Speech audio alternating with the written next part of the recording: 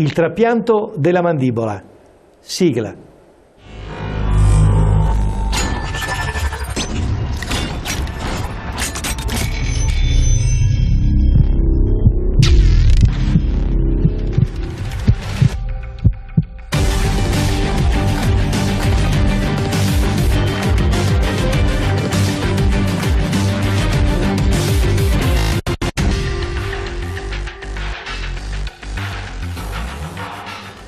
Anche questo si può, trapiantare una mandibola.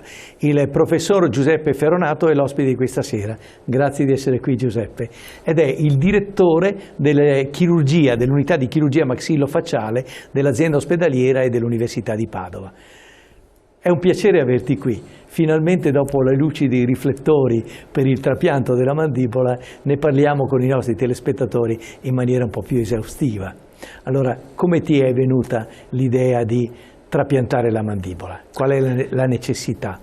La necessità è diciamo, di trattare dei pazienti che perdono parte o addirittura tutta la mandibola, sì, e non si può attuare una ricostruzione, sì, con tessuti diciamo, organici dello stesso paziente, perché ovviamente la ricostruzione migliore è quella che facciamo con i tessuti ossei, muscolari, sì, cutanei dello stesso paziente.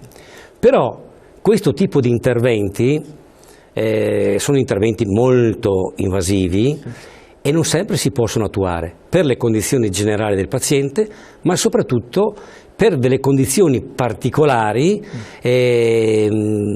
dove questo prelievo, che per esempio utilizziamo del perone, della gamba, con i vasi, non è possibile farlo perché i vasi sono ostruiti, perché non vi è una buona circolazione, quindi il paziente non può essere ricostruito con tessuti rivascolarizzati, i suoi tessuti, per cui dobbiamo ricorrere a un qualcosa con tessuti artificiali. Noi abbiamo sempre lavorato con delle placche, però queste placche che mantengono un po' la dimensione, diciamo, è un presidio che dura per poco, perché poi si disarticolano, le viti perdono ovviamente la loro stabilità e quindi il paziente si rompono qualche volta, per cui il paziente diciamo, ogni qualche anno deve essere rioperato per sostituire questa benedetta placca. Questo sistema che abbiamo ideato e studiato per anni dà molte più garanzie, ecco, di tenuta, di stabilità, sì, ma anche di comfort, di dimensione, perché viene rimodellata, questa mandibola viene rimodellata sull'esatta dimensione e volume di quella che il paziente aveva antecedentemente alla sua asportazione. Studiata al computer. È studiata al computer, ma diciamo che vi è un'equipe di ingegneri, sì, che si interessano, esatto, che segue la parte tecnica. Sì. Allora intanto facciamo vedere un video esplicativo che la regia ci manda e tu ci spieghi un po' quello che è avvenuto. È un video molto, molto semplice, sì, proprio adeguato a una presentazione per diciamo, i cittadini che non hanno una cultura medica. Qui vediamo un paziente che è affetto da una patologia, in questo caso un'osteonecrosi, per un paziente che era stato trattato con chemioterapia per un tumore della bocca, e in questo caso il paziente viene poi diciamo, demolito, perché la mandibola era sede di una osteonecrosi insanabile, per cui il paziente viene demolito.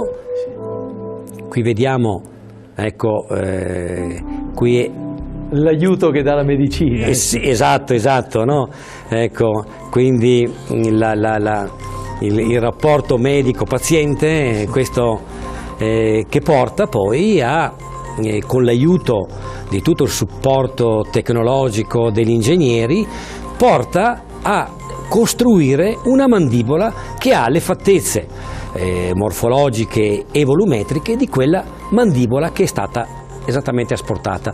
Ma non solo, l'aggancio con l'osso residuo è fatto in maniera molto particolare, ergonomicamente studiata, perché duri e non vi siano possibilità di scardinamento, ecco, di questo manufatto. Sì. Poi anche la superficie della mandibola è fatta in maniera tale che la muscolatura vi possa essere riattaccata, ecco. Sì. Quindi ricreare le condizioni anatomiche le più vicine possibili, ovviamente, a quelle che erano. E ovviamente su questa mandibola poi viene posizionata una protesi dentaria. Allora, in questo caso non è ancora possibile posizionare una protesi dentale, perché il punto critico del manufatto diciamo protesico è quello di non avere delle connessioni con l'esterno. Certo.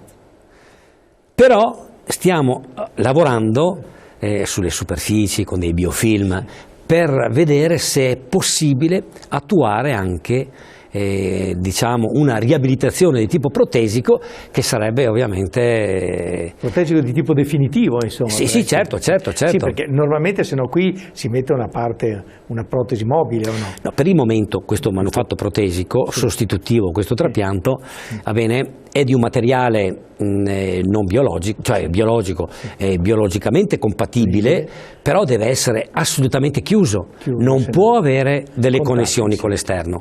Anzi, il pericolo è che la copertura mucosa sia diciamo fragile, non sia sufficiente a rimanere chiusa, e quindi l'esposizione all'esterno comporterebbe la rimozione completa di tutto il manufatto. Per cui per il momento l'azzardo di una protesi con i denti non è ancora possibile. Questo è ovviamente il limite di questa metodica. Sì, ma state andando avanti ovviamente. Stiamo andando avanti comunque, stiamo lavorando proprio su questa problematica. Possiamo vedere, regia, qualche fotografia del primo trapiantato? Ecco, qui si vede molto bene che la mandibola di questo paziente, tutta la parte di sinistra, si vede è diciamo in preda a un processo patologico. Per cui deve essere assolutamente rimossa. Qui vediamo che c'è una dima, vedete lì sulla zona del mento, vi è una guida per poter tagliare in maniera perfetta, secondo programmazione, la mandibola, in maniera tale che il pezzo poi viene ricostruito esattamente sulla diciamo scorta di quella guida che permette di ricostruire tutto il restante della mandibola, diciamo sulla specchio, sull'immagine di quella che è la mandibola di destra. Quindi mantenendo la buona simmetria. Ecco, si vede la mandibola sportata sulla sinistra, mentre sulla destra vediamo la mandibola reimpiantata, con tutta quella parte di mandibola che porta il condilo e viene ad agganciarsi alla mandibola residua. In certi casi questa mandibola praticamente è stata cambiata, sostituita praticamente in maniera intera, comprensiva dei due condili. Fantastico, ecco qui. Questa è, vedi, la guida della nuova mandibola, che è fatta praticamente per mirrorizzazione, per diciamo immagine speculare di quella che era la mandibola sana controlaterale, per cui ecco viene garantita la simmetria del manufatto. Qui per l'intervento vediamo che c'è una fistola, quindi un processo patologico cronico che ha imposto l'asportazione di una parte di mandibola e più di metà di mandibola, e quindi dopo la demolizione, non avendo questo paziente la possibilità di una ricostruzione con un lembo libero rivascolarizzato come usiamo il perone, questo non aveva questa possibilità per problematiche di tipo generale, per cui l'unica possibilità era quella di diciamo, ricostruirlo con un manufatto, diciamo, con un manufatto protesico? Sì, protesico, esatto. Però quello che normalmente si fa è di sostituirlo con una placca che viene fissata alla mandibola residua con delle viti. Allora, come ho già detto prima, questo tipo di riabilitazione è molto più, diciamo, instabile e abbiamo delle grosse complicanze come fratture della placca, come diciamo, mobilizzazione delle viti, quindi si scardina proprio la placca. In questo caso, con questo tipo di sostituzione protesica, questi inconvenienti sono stati, diciamo, almeno abbondantemente diciamo, evitati, risolti. Ecco. C'è una fotografia ancora dell'esito finale, mi pare. Ecco, qui vediamo le fasi dell'intervento dove viene rimossa tutta la mandibola diciamo, patologica, sì. Viene fatta per via esterna, per incisione cervicotomica, esatto, sottomandibolare. Qui vediamo la sostituzione, quindi la fissazione della nuova mandibola, e questo è il paziente, diciamo, ha un volto normale. Esattamente, a qualche mese dall'intervento. Questa è una gran bella cosa, ma nella tua professione vi state occupando, quindi andando oltre la sistemazione del trauma, la sistemazione della malattia. Voi state andando avanti perché state andando avanti nella ricostruzione. Beh, certo. È un aspetto fondamentale ormai della medicina e della chirurgia, sì. Lì dove c'è demolizione, soprattutto nell'ambito della faccia, sì. Dove abbiamo una quantità di funzioni, ma non solo, ma anche un'esigenza di apparire, insomma, di estetica, perché un volto demolito, insomma, il paziente non va in società, non frequenta gli amici, insomma è costretto a chiudersi. Ecco, il fatto di poter ricostruire in maniera accettabile, di dare una forma, ecco, che possa essere accolta anche in società, è molto importante. Quindi l'aspetto ricostruttivo rispetto a un po' di anni fa è diventato prioritario. Quindi le ricostruzioni con metodiche microchirurgiche si sono sviluppate tantissimo in questi ultimi 20 anni e tutti i pazienti che vengono demoliti vengono nel contempo anche ricostruiti, perché la qualità della vita, anche se dovesse rimanere non tantissimo, ma la qualità della vita è fondamentale per il paziente, per poter trascorrere, ecco, l'ultima fase di vita in maniera decente, in maniera soddisfacente. Ho conoscenza personale di una giovane dottoressa che ha ricevuto un brutto calcio di cavallo in faccia ed è stata da te, dalla tua equipe, ricostruita pian piano e è diventata addirittura più bella di prima. Beh, questa è una bella notizia anche per me. Sì. È difficile che una ricostruzione va bene. È venuta benissimo. Beh, sì, magari, ecco, se c'era qualche imperfezione, sì. E nella ricostruzione del viso si è potuto anche correggere qualche imperfezione precedente, sì. Vabbè, questo è di tutto vantaggio per il paziente. Però diciamo che sì. In genere nelle demolizioni sì. Per tumori, sì. Per oncologia è tutta un'altra cosa, sì. Ecco. Sì. Nelle fratture, nelle perdite di sostanza, sì. Per incidenti, sì. Ecco, lì forse si può anche lavorare, non sempre, perché anche nei bruttissimi incidenti, nei fracassi facciali non è sempre così agevole, sì. E non sempre abbiamo risultati eclatanti, esatto. Sì. Anche perché in realtà tu non fai il chirurgo estetico, no. Fai la ricostruzione maxilofaciale. Esatto, cioè l'estetica è fondamentale, sì. È molto importante, perché la faccia ovviamente sì. Non è una regione coperta, per cui può essere in qualche maniera mascherata. Ma il tuo problema è anche funzionale. Quindi. Abbiamo problemi funzionali, perché attraverso la bocca, il naso, le cavità orbitarie abbiamo tutta una serie di funzioni che sono assolutamente necessarie, non rinunciabili, quindi la respirazione, l'alimentazione, quindi la deglutizione, il parlare, sono tutte funzioni che passano attraverso questa parte importantissima della faccia che comunque deve essere in qualche maniera ricostruita, no? Senti, c'è della gente che dice riguardo per esempio alcuni malfattori, dice adesso sono fuori di galera, si sono ricostruiti la faccia, cioè si può cambiare la fisionomica? Certo, io ho avuto un caso, sì.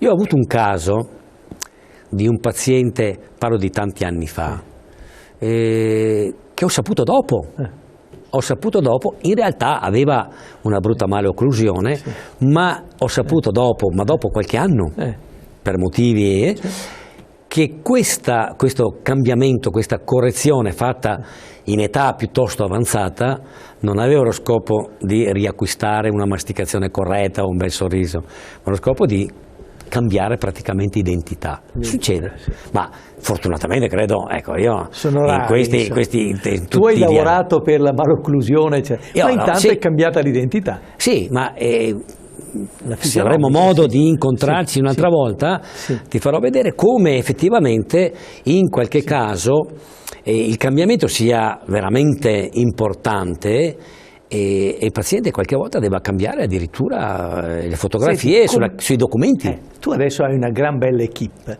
ma io ricordo quando hai cominciato eri l'alfiere della chirurgia maxillofacciale, eri anche quasi l'artista anche solitario all'inizio. Come ti è venuta l'idea di fare non l'odontoiatria, la maxillofacciale? Beh, allora la maxillofacciale, diciamo, ha delle radici nell'odontoiatria, ok? E quando io ho cominciato con l'idea di fare la chirurgia maxillofacciale, la prima specialità che ho fatto è stata la odontoiatria. Perché quella era, insomma. Esattamente, e non c'era nemmeno una specialità di chirurgia maxillofacciale. La specialità di chirurgia maxillofacciale è cominciata alla fine degli anni 70, credo nel 78 o 79. Io nell'80 mi sono iscritto, quindi un anno dopo che era cominciata, diciamo, era iniziata la scuola, mi sono iscritto, ho fatto anche la chirurgia maxillofacciale, ma prima non c'era. Per cui fate l'odontoiatria, la chirurgia plastica, perché la chirurgia plastica ti dava, ecco, una visione chirurgica diciamo, della faccia, dello scheletro facciale, ecco, anche la modificazione estetica e fisionomica. Ma qual è stato il movens che ti ha detto io farò la maxillofacciale? Perché? Cosa ti è piaciuto? È stato anche in parte casuale. Se devo essere sincero, ti dico questo piccolo aneddoto. Io volevo fare il cardiologo. Volevo fare il cardiologo, ma nel corso universitario, cioè durante il corso di laurea in medicina, io ho cercato di entrare nella cardiologia, ma mi è stato in qualche maniera difficile e ho avuto, per cui ho detto, piuttosto di partire in questa maniera, vado a fare l'odontoiatra. Però ho incontrato il professor Gotte, che era stato il mio maestro, che si interessava, aveva cominciato questo filone della chirurgia maxillofacciale, e allora mi sono buttato decisamente a capofitto in questa avventura. E guarda che molte cose nascono da scelte che si fanno nella vita. Certamente. E tu l'hai fatta, e l'hai fatta bene, perché l'hai fatta con una grande passione. E come diceva Leonardo, stolto quel discepolo che non superi il suo maestro, e tu stai superando la fama del professor Gotte. Sì, però anch'io ho degli allievi che stanno superando ovviamente. È quello che auguro alla tua scuola. Certamente. Ma ti aspetterò ancora, perché parleremo e ci porterai le ricostruzioni maxillofacciali di volti e di malformazioni che rendono finalmente una qualità della vita ai tuoi pazienti. Molto volentieri. Ti ringrazio di cuore per essere stato qui con noi. Grazie. Ti ringrazio a nome dei telespettatori, e a voi, cari telespettatori, do l'appuntamento alla prossima puntata, ma vi ricordo, riporterò qui da voi il professor Giuseppe Ferronato ancora, ma con la sua equipe, perché è un'equipe che è giusto che voi conosciate. Alla prossima. Grazie.